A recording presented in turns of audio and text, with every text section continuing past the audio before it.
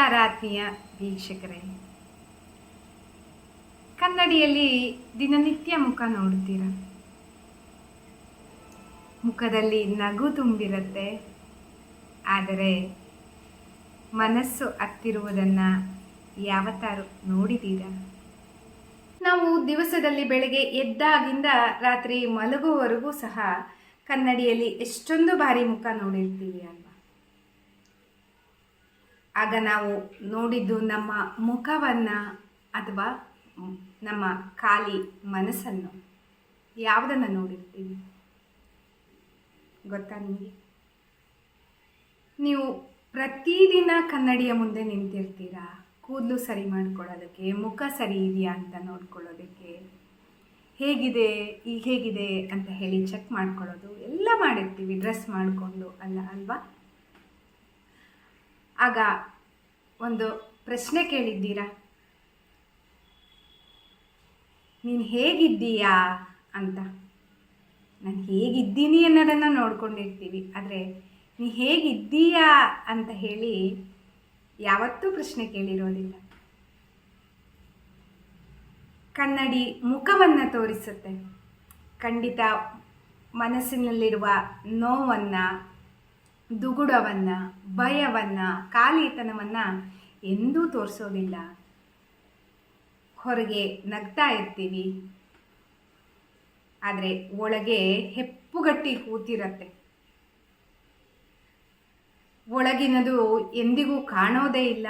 ಬೇರೆಯವ್ರ ಹತ್ರ ಹೇಳ್ಕೊಳಕ್ಕೆ ಹೋದರೆ ಅದು ದೊಡ್ಡ ಕಷ್ಟ ಆಗ್ಬಿಡತ್ತೆ. ಹೇಳ್ಕೊಂಡ್ರೆ ನಮ್ಮ ದುಃಖ ಕಡಿಮೆ ಆಗುತ್ತೆ ಅನ್ನೋ ಮನಸ್ಸು ಮಾಡಿ ಬೇರೆಯವರಿಗೆ ಹೇಳುವಂತಹ ಪ್ರಯತ್ನವನ್ನು ಖಂಡಿತ ಯಾವತ್ತೂ ಮಾಡಬೇಡಿ ವೀಕ್ಷಕರೇ. ಕೆಲವರು ಮುಖ ನೋಡಿ ಮಣೆ ಹಾಕ್ತಾರೆ, ಆದರೆ ನಮ್ಮ ಮನಸ್ಸಿನ ಕತೆ ಅವರಿಗೆ ಖಂಡಿತ ಗೊತ್ತಿರೋದೇ ಇಲ್ಲ.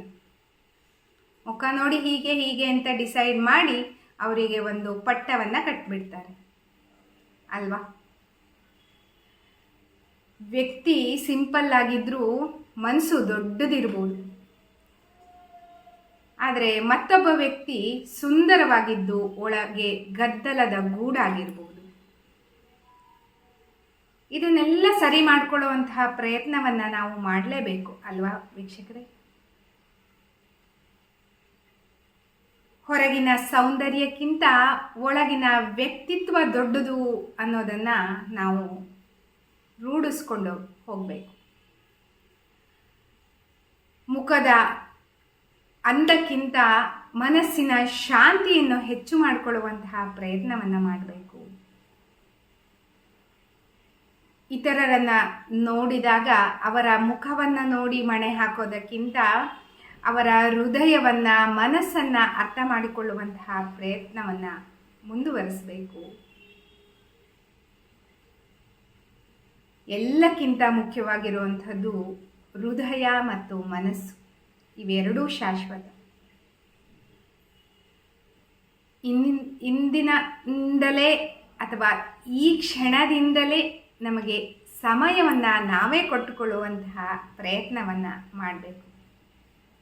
ಮುಂದಿನ ದಿನಗಳಲ್ಲಿ ನಮಗೆ ಹೇಗೆ ನಾವು ಸಮಯವನ್ನು ಕೊಟ್ಕೋಬೇಕು, ನಮ್ಮತನವನ್ನು ನಾವೇ ಹೇಗೆ ಉಳಿಸ್ಕೋಬೇಕು, ನಮ್ಮನ್ನು ನಾವು ಹೇಗೆ ಪ್ರೀತಿಸ್ಕೋಬೇಕು ಅನ್ನೋದ ವಿವರಗಳನ್ನೆಲ್ಲ ನನ್ನ ವಿಡಿಯೋದಲ್ಲಿ ನೀವು ನೋಡಬಹುದು. ನಿಜವಾದ ಬೆಳಕು ಅಂದರೆ ಹೊರಗಿನ ಅಂದ ಖಂಡಿತ ಅಲ್ಲ, ಮನಸ್ಸೊಳಗಿನ ಬೆಳಕು. ಇದೇ ನಿಜವಾದ ಸೌಂದರ್ಯ.